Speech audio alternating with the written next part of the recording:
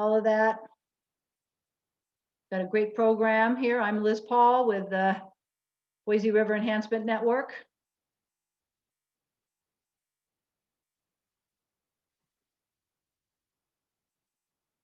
I'm going to stop sharing my screen just for a second here to make sure that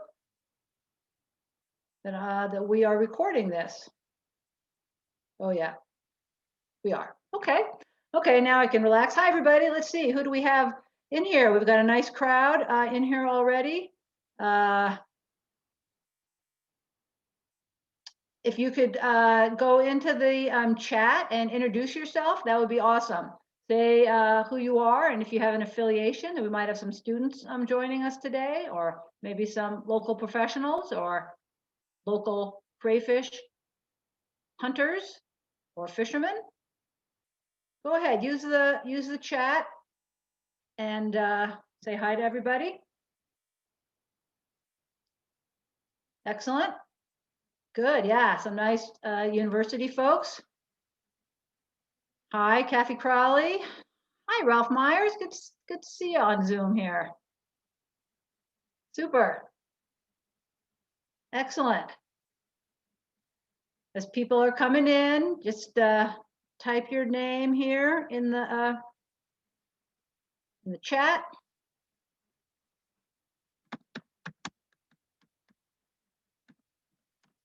I am Liz Paul. I'm the coordinator for the Boise River Enhancement Network. And good to see everybody in here today. Some grad students, you guys can all see as well as I can what we've got going on there. That's awesome.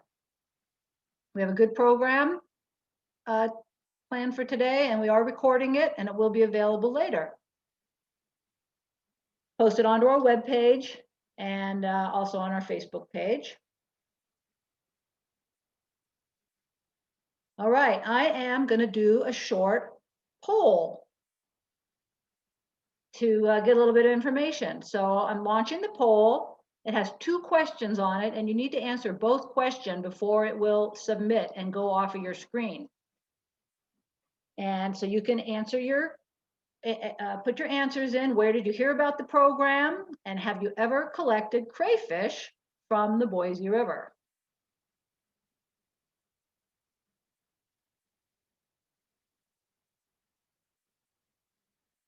Welcome everybody. As you're arriving, we have a poll in progress here. Where did you hear about this program? And have you ever collected crayfish from the Boise River? And lest I forget, we are going to be collecting crayfish as part of this research project. So if you are an enthusiastic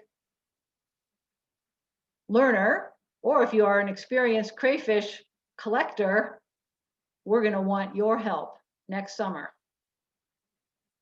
All right, I think everybody's had a chance to vote, and I'm going to share the results. You can see that people heard about today's program from a number of different ways. As always, of course, a lot of you get our BREN emails. We appreciate you being on our list, and our partners at Idaho AWRA also got the word out well, as did our other partners for today, University of Idaho. And let's see. Great. Well, we have about 25% of the people have collected crayfish from the Boise River. That is super awesome. All right, we'll go there. And oopsie daisy. There you go. That's a guy collecting crayfish on the Boise River. If you've never witnessed it, there it is. That was up. That was actually in the town reach. I hadn't normally seen people up in the town reach. All right, I'm going to turn our program over to our host for today, Heidi Ware Carlisle.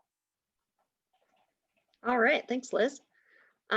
Thanks everybody for being here. Like Liz said, I'm Heidi Ware Carlisle. I work for the Intermountain Bird Observatory here in Boise, and I'm also a member of the BREN Outreach Committee as a volunteer. And I'm really excited about today's talk because I love community science. I wanted to mention that we are co-hosting this presentation today with the Idaho chapter of the American Water Resources Association. And we have Kathy Peter here as well to say a little bit about that. So I'll let Kathy take it from here. Hi, I'd just like to direct everybody to take a look at the web page for the Idaho section in the American Water Resources Association. I'll put it in the chat. It's simple. It's awraidaho.org. We have our recorded webinars available there, as well as we're putting on podcasts now too. We also have some interviews with professionals here in the Valley that I think you might find interesting. Lots of good advice and experience that you can either watch as a video or you can listen to as a podcast. So I'll put the website there. And I want to thank BREN for inviting us to co-sponsor today. Awesome, thanks, Kathy. That's something I really like about BREN is it brings a lot of partners together to kind of accomplish shared goals. So if you're joining us for the first time, a little bit about BREN. We are a local nonprofit organization, and we're dedicated to mobilizing the resources of our community to enhance the health of the Boise River. Another awesome thing about BREN is that membership is free, and you can sign up on our website, which you can see here on our slide, and maybe we'll put the link in the chat as well. It's really easy to join. And once you sign up as a BREN member, you'll get that email news updates so you won't miss cool presentations like this. And it looks like half of you guys already get BREN emails, so that's really awesome. We are a volunteer organization and we have a pretty modest budget. So we depend on people like you who love the Boise River to pitch in so that we can continue and provide high quality education programs and support enhancement projects. As my day job at IBO, I've really benefited from being a member of BREN, getting to collaborate on a bunch of projects, cool field trips, and presentations like this. So if you guys can support us, we'd really appreciate it.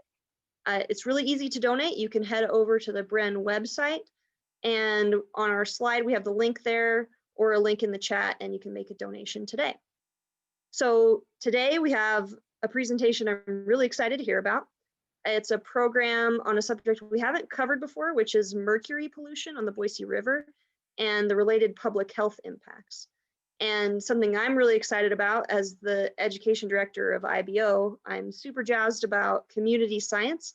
And this program has a community science component that has some volunteer opportunities for you guys, like Liz mentioned with catching crayfish. So with us today to talk about this research project that is designed to learn more about mercury in the river is Dr. Alan Kolok. And Dr. Kolok is the director of the Idaho Water Resources Research Institute.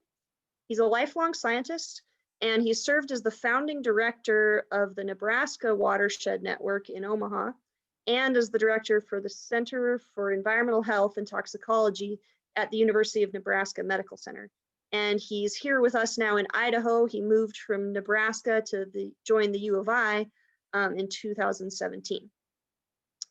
Along with his peer-reviewed scientific articles, he's recently authored 2 books, Modern Poisons, An Introduction to Contemporary Toxicology, and one that I'm really interested in, I'm gonna have to Google after this presentation, Twist, which is a science-based novel. His 3rd book, generally regarded as safe, will detail the evolution of US food and drug safety legislation over the past century. So with that, I will turn it over to our presenter for today, Alan. Take it away.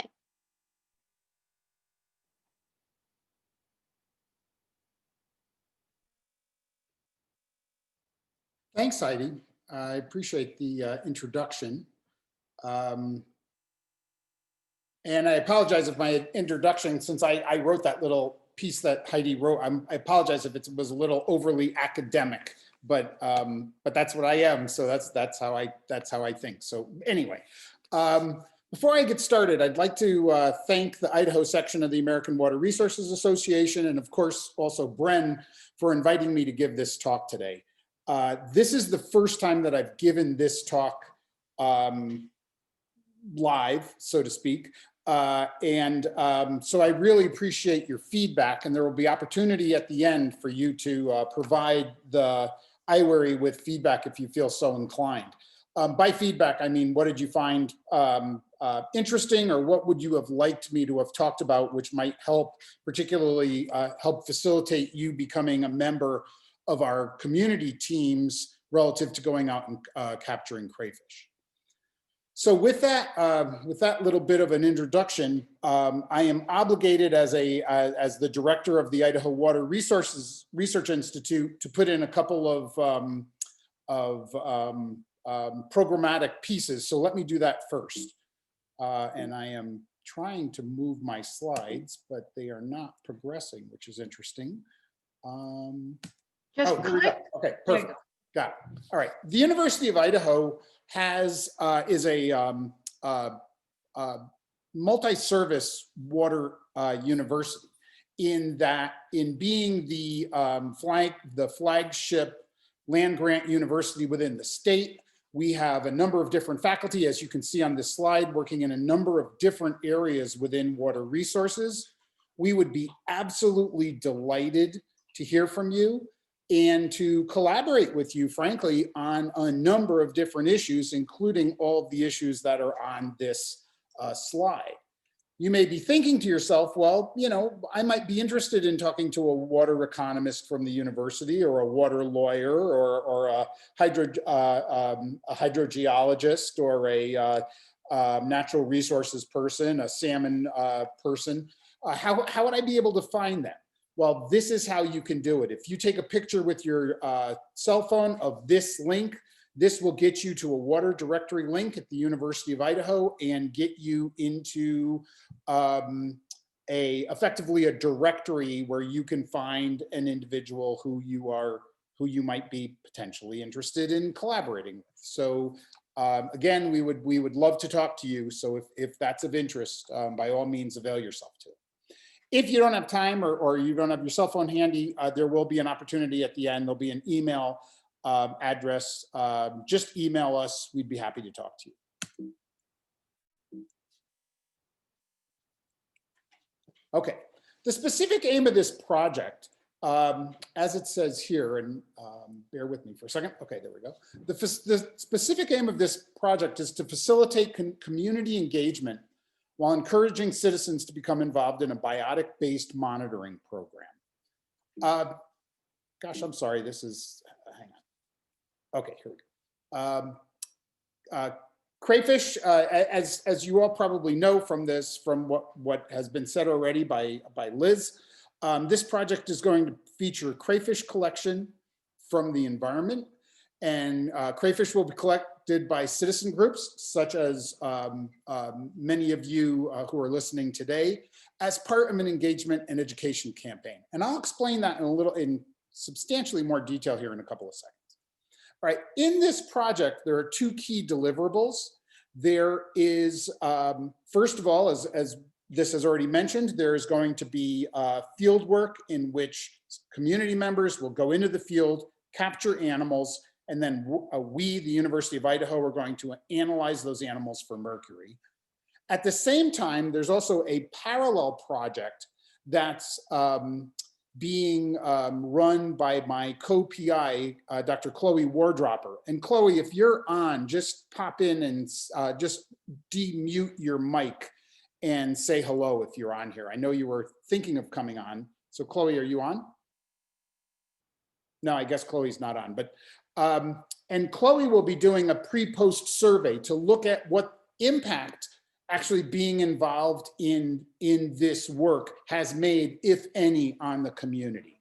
And again, I'll talk a little bit more about that, because that's part and parcel to this work. Is as we all know, today in 2020, it's not simply sufficient to conduct research, but it's also highly important to make sure that the communities that are involved are participants within that research, so they don't feel like they're just being used as subject material or being used to do the grunt work of going out and collecting these animals and not being part of it. We absolutely want you to feel as though you're part of this project. And again, I'll talk in a little bit more in a moment about that.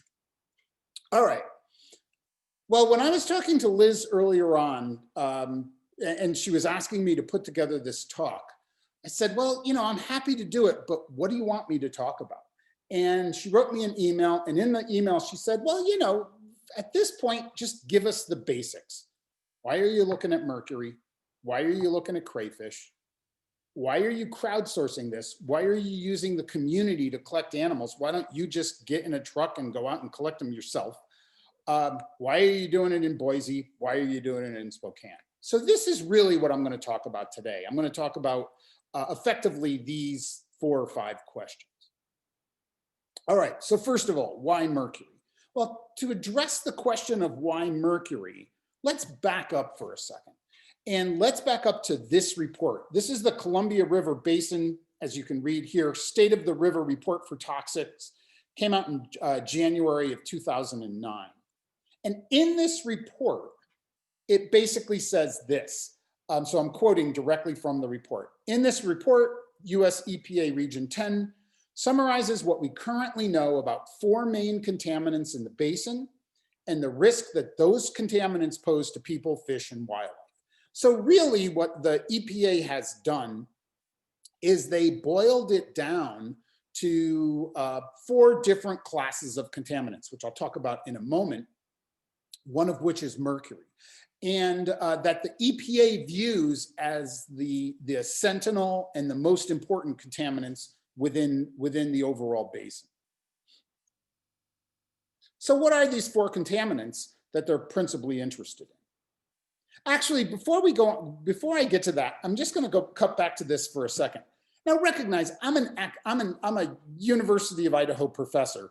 And because of that, right, I mean, one thing that we need to do is we need to generate external funding in order to be able to fund our research. So it makes total sense that if we're going to do an environmental monitoring project and we're going to ask EPA for money for it, that this State of the River Report for Toxics is effectively our Bible. It's effectively our underlying modus operandi for what we're doing. So this is why when I saw this report, it became really important that we should deal with one of the 4 main contaminants that US EPA is interested in.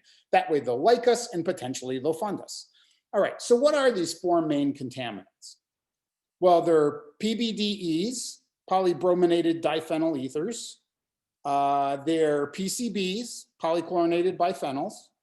They are DDT, the old pesticide from the 60s, DDT, and its metabolites.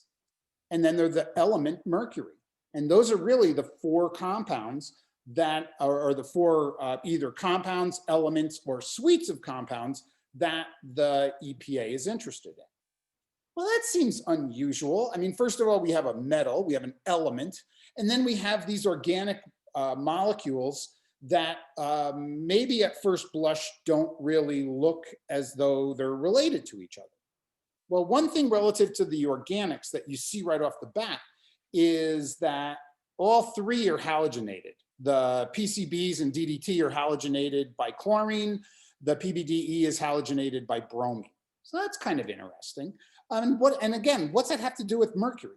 Well, there are a couple of things that each one of these compounds, all 4 compounds, share. And they're really this. They resist breakdown in the environment. Now, of course, mercury is going to resist breakdown because it's an element and it's not going to fall apart in the environment into anything other than elemental mercury. But the other 4 are also very resistant to breakdown. They also can potentially have adverse human health impacts if the concentration of these chemicals builds up high enough within a human. And also they biomagnify. So they really kind of are coming from the same, at least toxicological class, in that they share all these different characteristics. The other thing about all four of these chemicals is that they're all volatile, which means that they can actually wind up as a vapor in the atmosphere and then be transported by winds. And as you all know, coal-fired power plants are one of the principal sources of elemental mercury, and it's the atmospheric deposition of that elemental mercury that moves across the basin, ultimately depositing mercury in different areas like the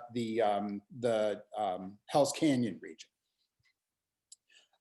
And all four of these compounds share that feature. So they're volatile, they can move around.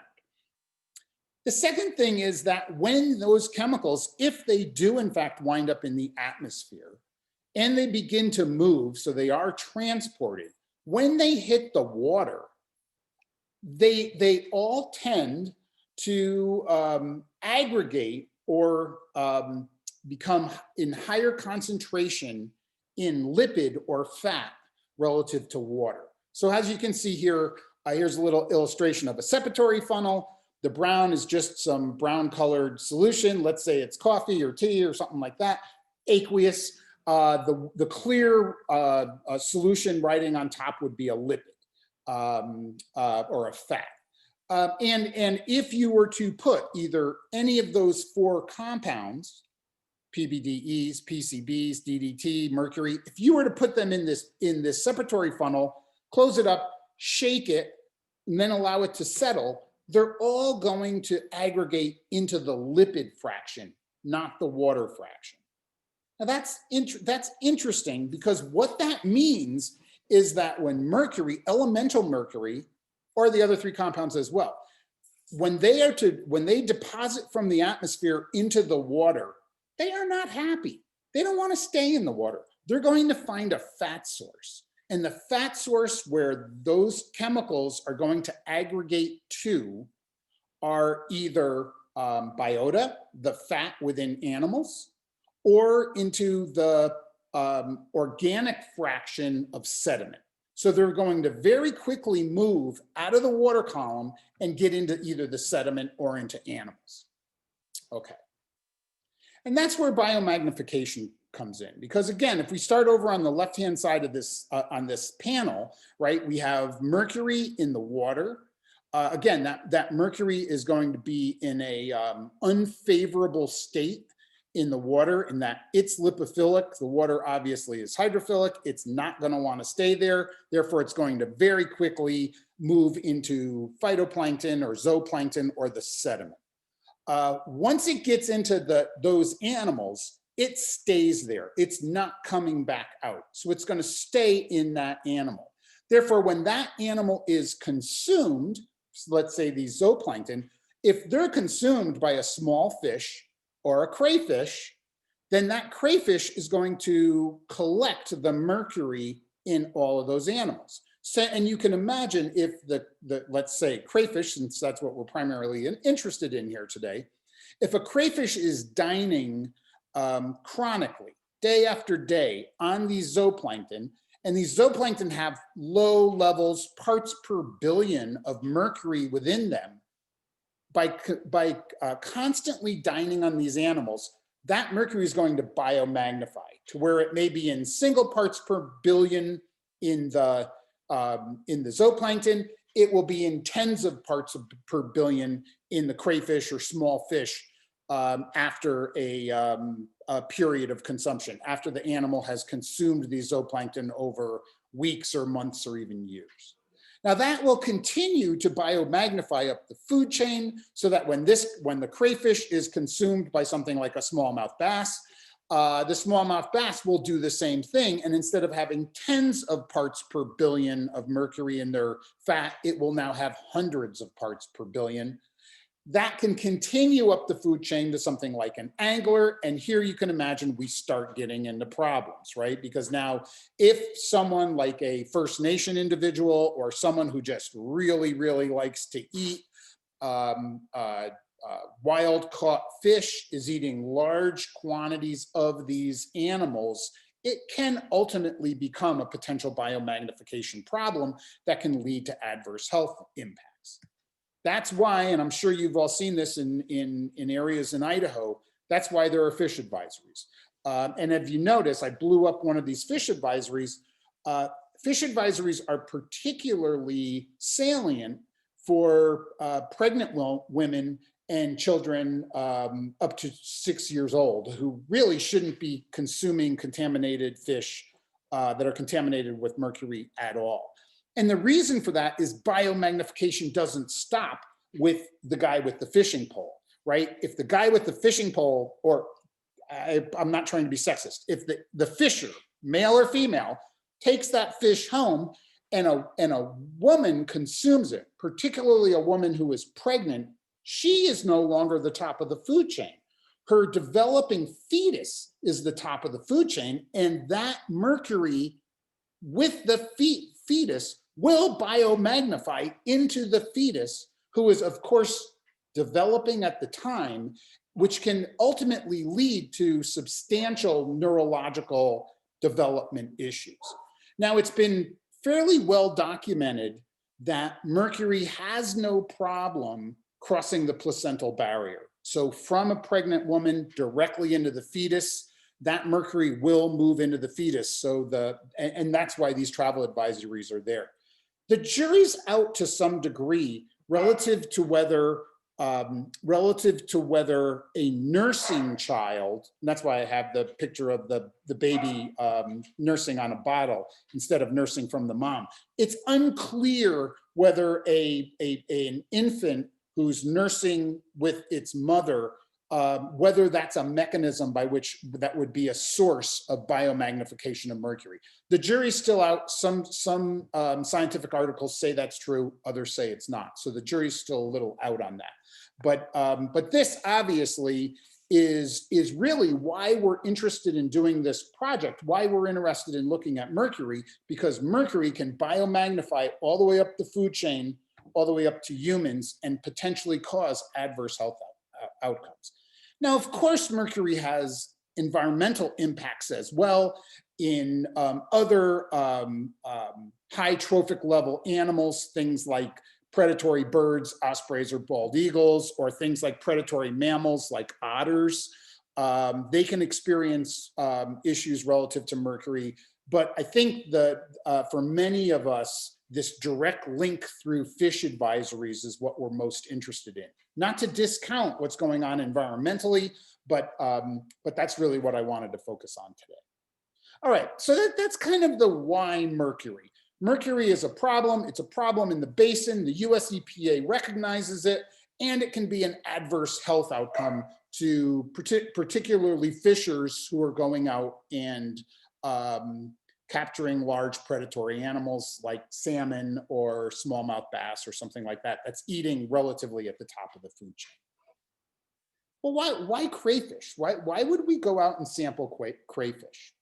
Well, in order to understand that, first of all, recognize that the crayfish for us is the old canary in the coal mine, right? And it used to be that back in the late 1800s, early 1900s, coal miners would take canaries with them down into the mines, and periodically you'd look over, and if the canary has croaked, you know you've got a problem, right? You know you've got an atmospheric problem where there's high carbon monoxide or there's other potential contaminants in the environment. So you're using the animal as an environmental indicator. Well, we obviously want to do the same thing with the crayfish and use it as an environmental indicator of environmental mercury. Here again is a quote out of the State of the River Report for Toxics, because the US EPA absolutely is an advocate of this process. And this is what they say. Environmental indicators are animal species living in the Columbia River Basin or dependent on food from the basin. They can also be used to help citizens and decision makers better understand the health of the environment. So not only are we interested in environmental indicators, but the EPA is interested in environmental indicators as well. Now, if you were to look in this book, what you would recognize is that they already have environmental indicators that they have decided were going to be valuable. These include juvenile salmon, resident fish, resident freshwater fish, things like smallmouth bass or suckers, predatory birds, and predatory mammals. The problem, though, and we'll get into this in a minute, the problem, there's really two problems with these animals. There's actually three problems with these animals, all right? The first problem is that if you're going to do a wholesale analysis of the basin or the Spokane River or the Boise River, and you're going to ask where are hotspots within that area that are hot with mercury, people are going to frown on you going out with a shotgun and shooting 50, 60 bald eagles, right? That's just not going to happen. I mean, this is a protected species, symbolic to First Nation people. That's just not going to happen. So bald eagles or ospreys isn't really a very environmentally friendly animal to be using as a sentinel species. Same thing with minks or otters. I don't think anyone's really going to be happy about someone going out and shooting a whole bunch of otters just to determine the amount of mercury in their system, particularly citizen scientists, right? So there's that problem. The second problem, if you think about the fish, if you think about juvenile salmon and resident bass, well, juvenile salmon fall kind of into the same category as charismatic animals like predatory birds. No one's going to be real happy about someone going out and killing a whole bunch of juvenile Idaho Chinook salmon in order to do this study, right? That's just not really very environmentally sensitive. Well, what about resident fish like smallmouth bass? Well, smallmouth bass aren't native, they're invasive. That would be a good thing to go out and catch. The problem is if you're a high school group or a middle school group and I tell you, let's go out and catch a bunch of smallmouth bass, if you don't have a fishing pole or know how to fish or have any inclination to fish, it's going to be really hard to get the community involved.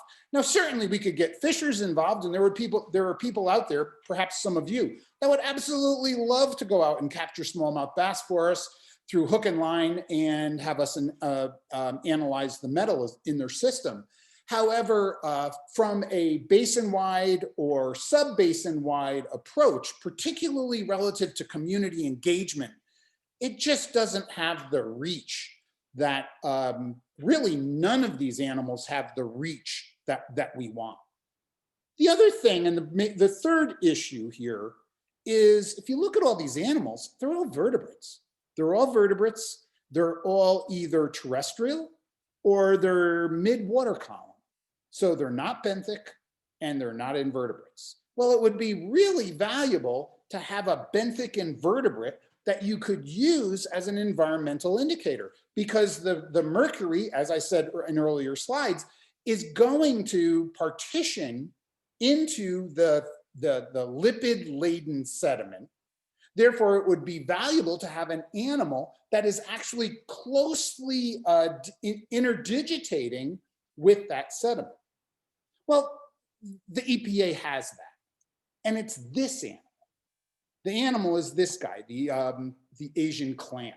So the US EPA in that toxic report of 2009 lauds this animal as their environmental sentinel relative to the benthos.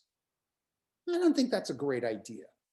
And let me tell you why. So now let's just do a nose-to-nose comparison between the Asian clam and the crayfish. And now when I say crayfish, at this point, I'm including this individual that's pictured is actually a signal crayfish who's a native to the basin.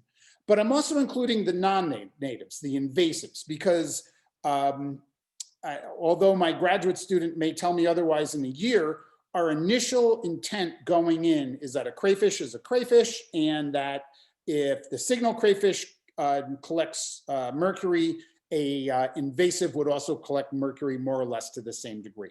That remains to be proven, However, that's our a priori hypothesis going into this work. So again, let's just take a look and let's just take a quick comparison of why I like crayfish better than the Asian clam as a indicator species. Well, benthic feeder.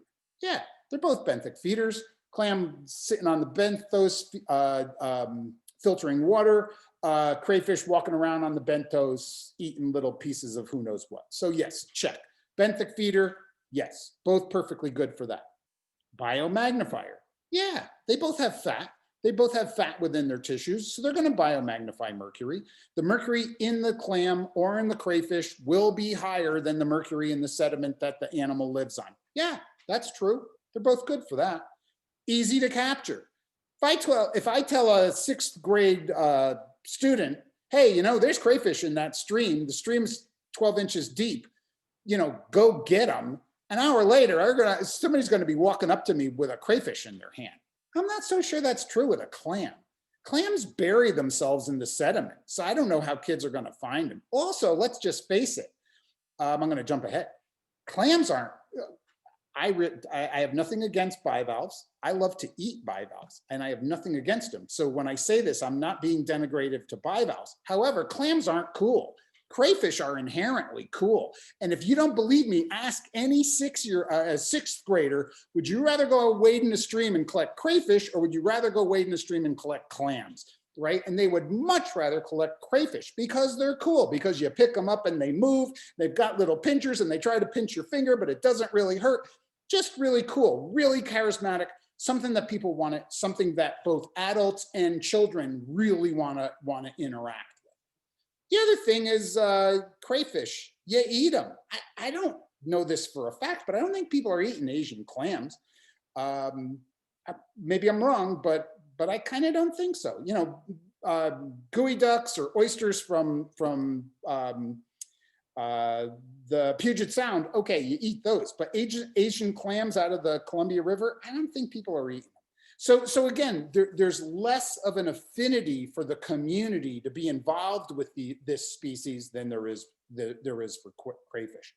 I'm making light of this a little bit, but really not that much, because it's important that the animal be charismatic, and community members such as yourselves have a reason why they would want to go out and capture these things. All right. So if that's why we're going to use crayfish for the reasons that I just illustrated, that really I think of when you think about crowdsourcing and having the community get engaged, I would argue there is nothing in the Columbia River Basin that is better for the reasons that I just eloquated. Easy to capture, charismatic, biomagnifier, and so on. So I think there's a real opportunity here. So what about crowdsourcing? Why crowdsource? Why crowdsource this? Again, why don't Haley and I, my graduate student, why don't we just get in a truck, go out in the field, capture them ourselves, and come back?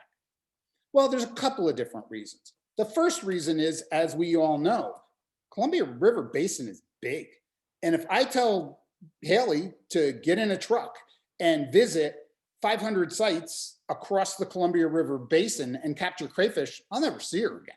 Right, I'll see her again in 5 years, and she's a master's student. She needs to graduate in 2, and there just isn't enough time, and I don't have the money, right, to put her up in hotels and pay for the gas and everything else to get her to go out there. So the Columbia River Basin is a big place. 6 states, 2 Canadian provinces, 258,000 square miles. If we want to get some sort of a snapshot of what mercury looks like across the basin, then we need your help, frankly. I mean, we can't do it alone. We don't have the money. We don't have the resources. We can't do it alone. We need your help. Now, the project that EPA is funding is specifically focused on the Boise River and the Spokane River. And we are delighted to work with you there.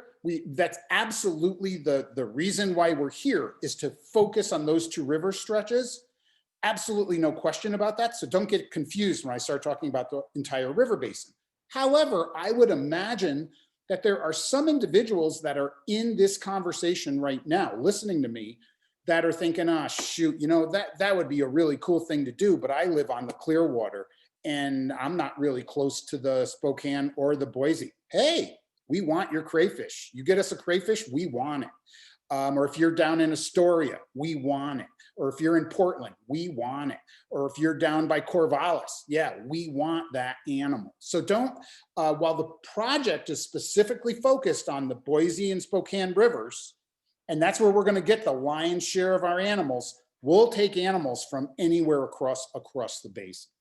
And I'll talk about how we will do that momentarily. So what I just said, right? We're going to crowdsource an invertebrate across a couple 100,000 square mile basin. I'm like, really? Can you really? Yes. Yes, we can. We can do this. And it's not just me being optimistic and positive saying this. It's been done already. So let me give you a couple of examples. Now, it hasn't been done with crayfish, but it has been done with invertebrates. So let me give you a couple of examples. First of all, check this out. This is just really cool, right? There is a program that's going on. You can find out about it at www.technology.org. Let's say you're out in the bush, you're walking around, and the next thing you know, you look down and you've got a tick on you. And you think, that tick looks kind of like the species that could give me Lyme disease. I'm a little concerned. Well, you go home, you pull that tick off, you put that tick in a Ziploc bag, you go to www.technology.org, you find the appropriate address, you send them the tick. And I believe there's a cost associated with this, but you'd have to look at the website to confirm that. What you will then get back is you will get back a result. It will tell you the type of tick, the species, and then it will tell you whether that tick was carrying any of these diseases: Lyme disease, anaplasmosis, babiosis, and on and on and on, Rocky Mountain spotted fever, tularemia. They are crowdsourcing ticks nationwide. Really cool. They've done something like 20,000 ticks in the last 5 years. So it's possible. If you're still not convinced, let me tell you another story. Or excuse me, let me give you another example. The second example is that the National Park Service has a project called the Mercury Dragonfly Project. And the Mercury Dragonfly Project is effectively doing what we're going to do with crayfish, except doing it with dragonflies. And they're also, instead of doing it in the Columbia River Basin, excuse me, they're doing it at national parks across the United States. So they're having citizen scientists, such as the girl in the photo here, within the national park, capture dragonfly larvae, put them in a Ziploc bag, send them to Corvallis, Oregon, where they will analyze that animal for mercury. Thus far, they've looked at over 450 sites in national parks and 100 different National Park Service units across the United States. So again, this is very possible. Now, could we be doing odonates? Could we be doing dragonfly larvae? Yeah, we could do that. But again, I think for many of you, you probably agree that it's probably more interesting and more fun and more collectible to go out and collect crayfish. So that's the animal that we're going to focus on. The point of me showing you these slides, however, is to impress upon you the fact that this is absolutely doable. And at the end of 2 years, we can collect 1,000 animals across the basin.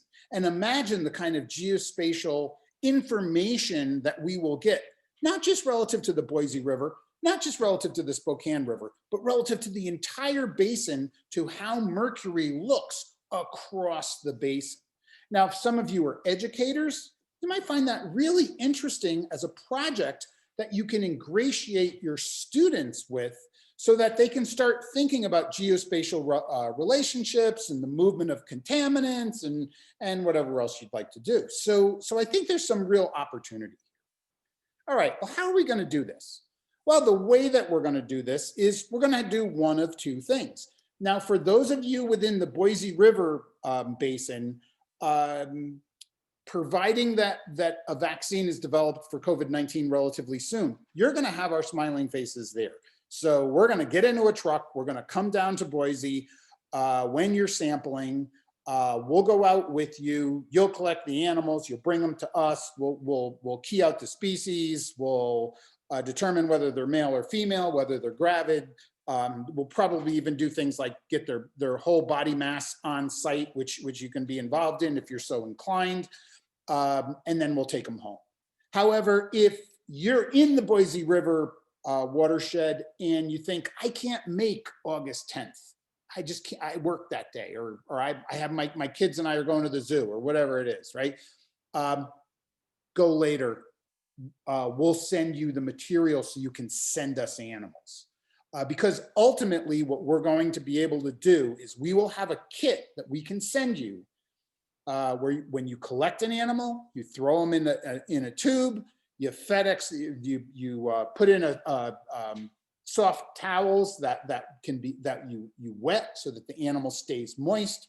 You send us the animal will live through that completely fine, just like the tick, just like the odonate, the dragonfly larvae. We'll get your happy little animal and we'll take it from there. So animals can come from the field. You can either be directly involved with us in the field, or we can arrange to have you and your children or your family or your elementary school team or whoever it is, you want to go out in the field and do it, you can do it yourself, or we can help you, whichever way works for you. And again, the crayfish will be delivered up to Moscow, Idaho, and then we will take out the appropriate sample from the animal. We already have considerable expertise in doing this. This isn't my current graduate student, Haley, but this is just an example of what people look like when they're doing the collection. So, and you have to go backwards here. The tail in this woman's right hand, that piece of flesh sticking out from the red tail, that's what we're after. That abdominal adductor muscle, because the abdominal abductor muscle aggregates mercury. So that's what we're after, just what she has right there. All right, so that's the process of how we're going to do what we do. But again, why do this with you? Well, we have a real firm belief in community-based participatory science. And what that means, as what I just delineated, we'll have the tools, we will send you the tools, we'll get you fired up along with BREN, along with Spokane River keepers up in on the Spokane River, along with the River Mile, on Roosevelt Reservoir, along with Portland, along with others. We'll get you fired up to do it. You're going to go out and do the collection. You're going to send us the stuff, and then we're going to provide you feedback. We're not just going to walk away and say, thank you very much, bye. We are going to provide you feedback. We're going to say, all right, this is what you collected. These are the mercury concentrations, and this is how they relate to all the other animals collected on all the other parts of the Columbia Basin, as many as we can get.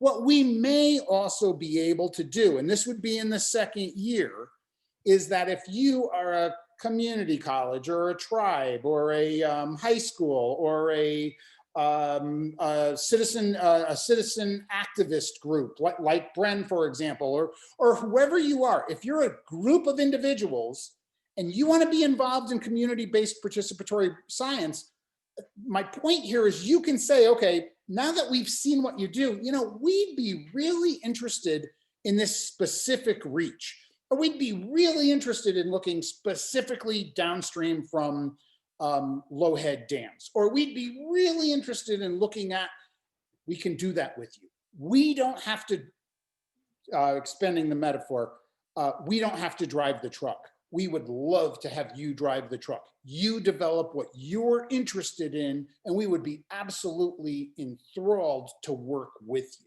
So that's the whole point. And that's why we want to crowdsource. We want to know what you think. We want to know what you think is important. We want to know what your concerns are. We want to know what your motivations are. And that's a lot to do with the other half of this project, which is Dr. Wardropper's project, which is looking at the pre-post survey. How can we take this program and develop it into something that would be more of interest to you? Now, of course, in order to do that, we have to spin this cycle the first time, which will be this upcoming 2021, to where we have to capture animals and then look at the animals. Once we do that, though, it's open season from that point on as far as the kind of work that we would be able to do. All right. Relative to what I just said, a real important thing here, not to overbeat a dead horse here, but a real important thing is this idea of environmental science agency. And what that means is environmental science agency is the ability to use experiences in environmental science, such as collecting these animals, to make positive changes in a person's life, in the landscape and the community. And again, we are real believers in this goal. So I want to tell you a little story about some work that I did in Nebraska with a guy named Leland. Now this is, I put the WW Unsplash in here to remind you to tell you this. This isn't him, right? This is just a picture of an old guy that I got that's in free share that I got. But Leland was a senior citizen. He lived in Illinois, and he had barriers of entry problems relative to working with computers. And that'll be important in a second. So let me just tell you this little story.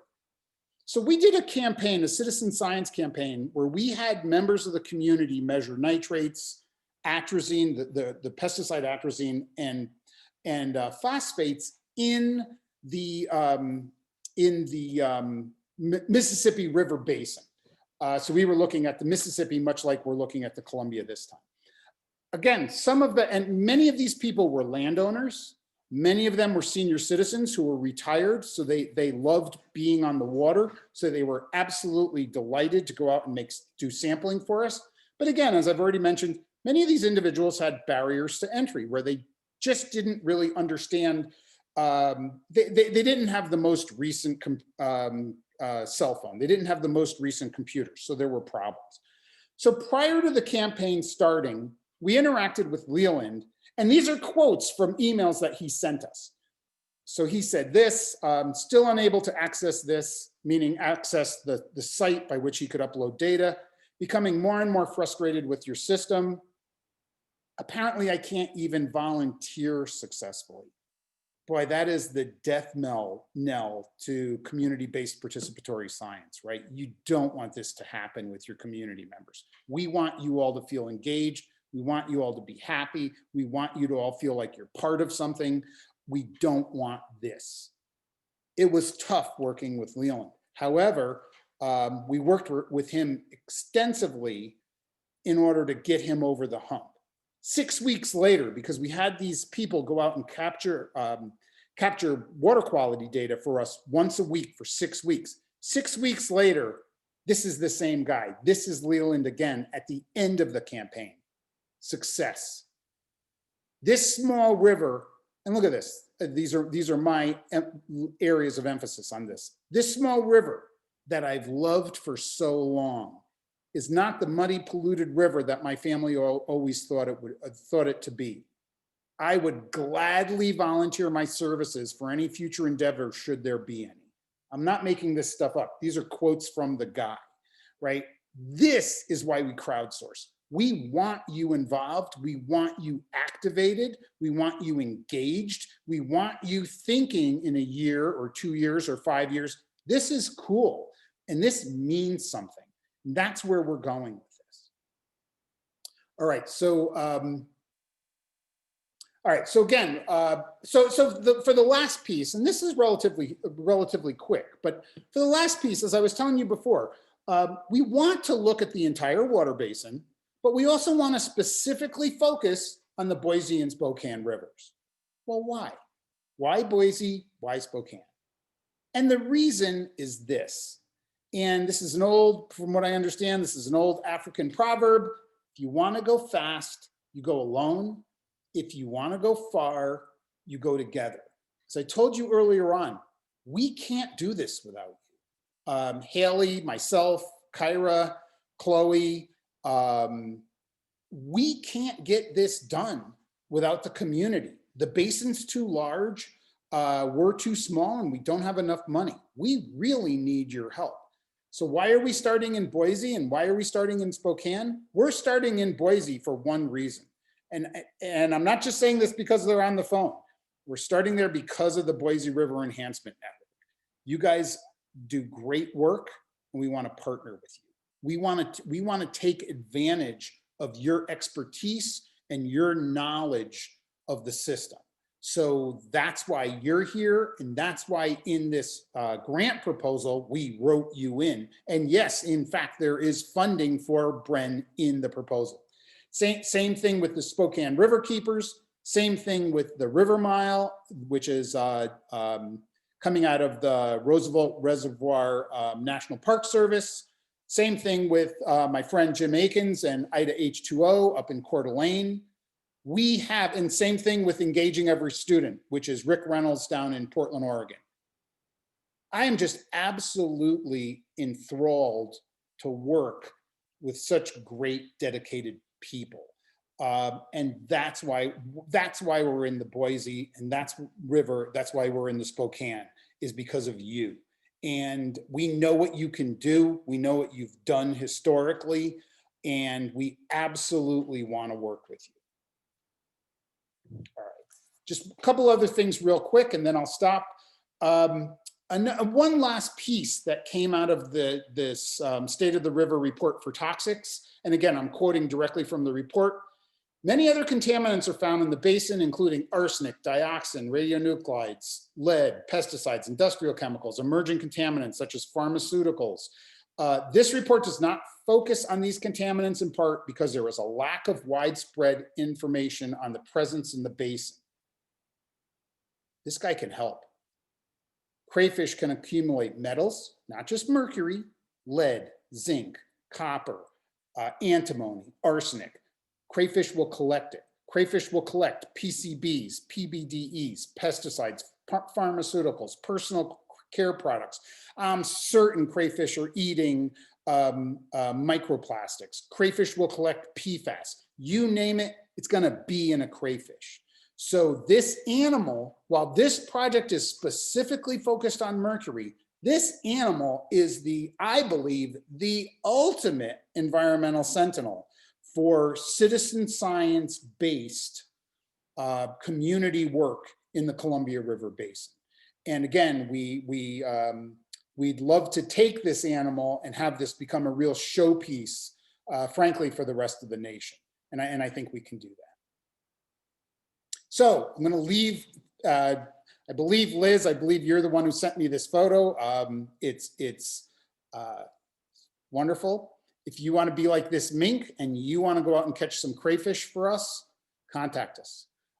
We would love to have you be involved with BREN, of course.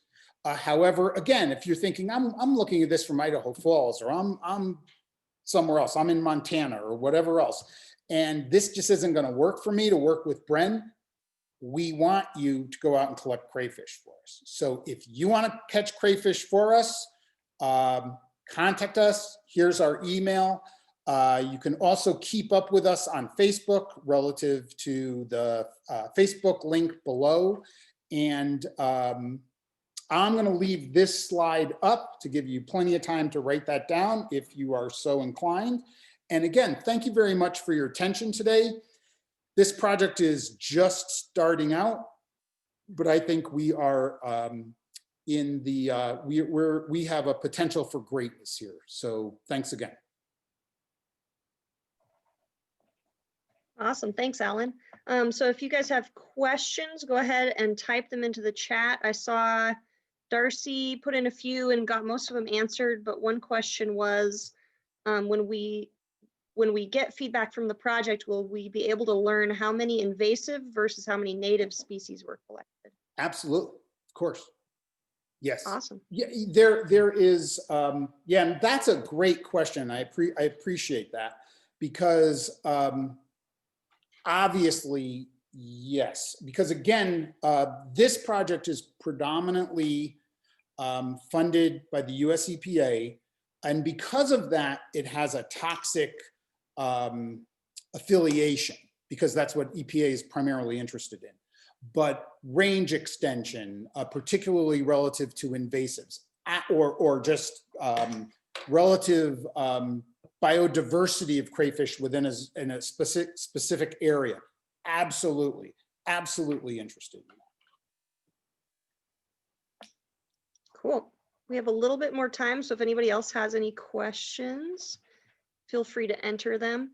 Alan, this is maybe just a side question, but have you ever worked with the MJ Murdoch Charitable Trust as a Partners in Science program where you can get high school teachers during the summer, they get paid a stipend to join your lab and do research? I was thinking it could be kind of the perfect fit for this project. You know, that's interesting because they were here in Moscow, let's say 6 months ago, and I didn't go and talk to them because the only reason being I couldn't figure out a project. This project was still embryonic at that point, and I couldn't figure out a great mechanism by which I could get them involved. But you're absolutely right. That would be perfect. It would be perfect for them. Cool. Looks like somebody in the chat says, could I get more information on the laboratory analytic methods and whether, oh, the chat's moving. Analytic methods and, oh boy, I keep losing it.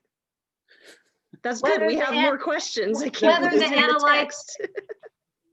Whether the analytes might indicate source characteristics from Ooh, Johanna. that's a great question. And again, I'm going to give a short answer and a long answer, and I promise I'll keep the long answer brief. The short answer is yes, of course, we can get you that information. And if you email us at the email address that I had up before, we'd be happy to do that.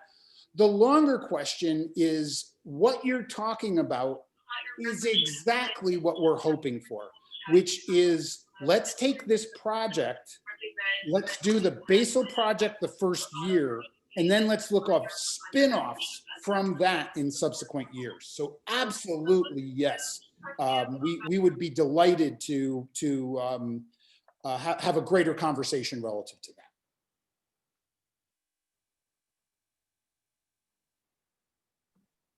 All right, Kathy Crawley wants to know, are there options for data inputting or other non-river weighting? I'm not exactly understanding the question. Maybe, Kathy, are you wondering, like, if you don't want to be the person to go out and catch crayfish, are there other things you can do? Is that what your question was? Yes, it looks like that was her question. So are there other ways to be involved besides actually going out and doing the catching? Again, you know, these, first of all, I'm not trying to sidestep questions because these are great questions. And this is absolutely the kind of feedback that we want. But recognize that it's December, it's the first week in December. The project doesn't start until January. And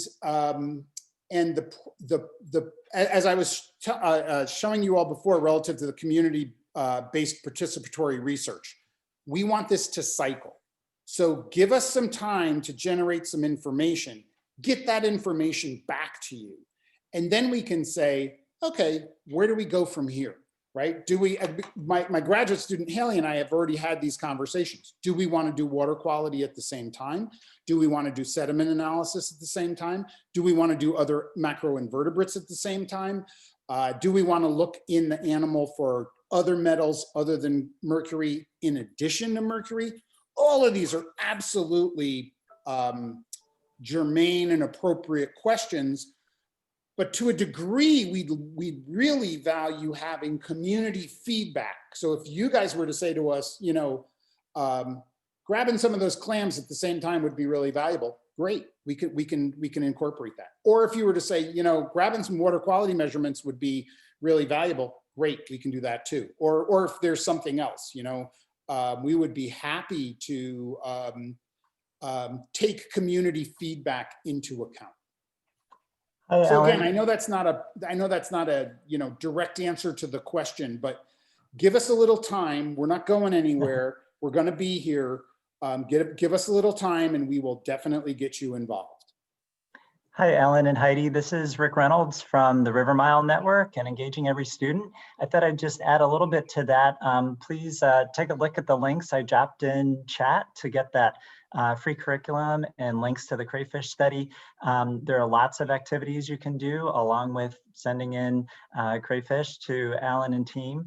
And we have a wonderful partner, Ida H2O. If folks aren't familiar, that's Jim Eakins and other folks that can do a lot of great water quality testing and other activities. So I'll drop a link to Ida H2O as well. And, you know, all kinds of water quality investigations go really well with this kind of project. Thanks, Rick. That's perfect. Thanks for bringing that in. Sure. Cool. Liz Paul wants to know, where's the best place to collect crayfish on the Boise River? You guys are supposed to tell I us. don't know. You're the experts. Right? I'll tell you this. And then somebody, okay. I'll tell you this, Heidi. I don't know the answer to that question right now, but I do know that in 2 years, we're going to absolutely have an answer for that question. No doubt about it. Right. Well, and maybe this gets at it too. So Robert commented, if you don't already know, there's a Facebook group, Craysters Idaho Crawfishing Reports. They're extremely active group of 5,000 plus folks who harvest wild crayfish. So maybe they know where to look, and also, yeah, maybe they'd be a good resource. If we can get each one of those members to capture one animal for us, I think that would keep us doing analytical chemistry for quite some time. Yeah. This is Right. Jim Eak, the Ida H2O program and University of Idaho Extension. We actually caught a crayfish in one of the canals that comes off of the Boise River. We did that during an Ida H2O Master Water Stewards certification workshop. That was really cool. They tend to be found in kind of rocky but not too fast flowing of environments. And they're probably going to be found up and down throughout the Boise River corridor there. So, So Jim, this is Alan. Just curious, how many Asian clams did you guys come up with? 0. Yeah, you're making my point. Yeah. Oh yeah. And kids and adults. You made a great point, Alan. That, you know, kids especially, but kids and adults love to catch crayfish. They're such fascinating creatures. They really are.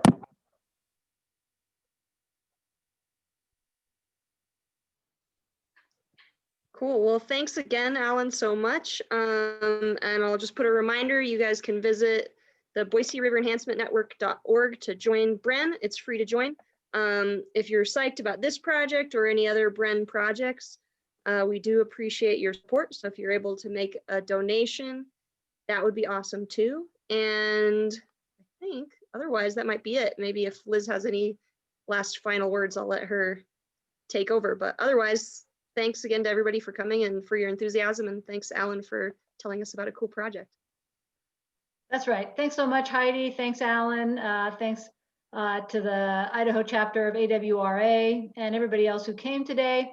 Please do join BREN, get on our e-newsletter list because we have a lot of other really interesting programs coming up shortly, and of course, stewardship and volunteer opportunities as well.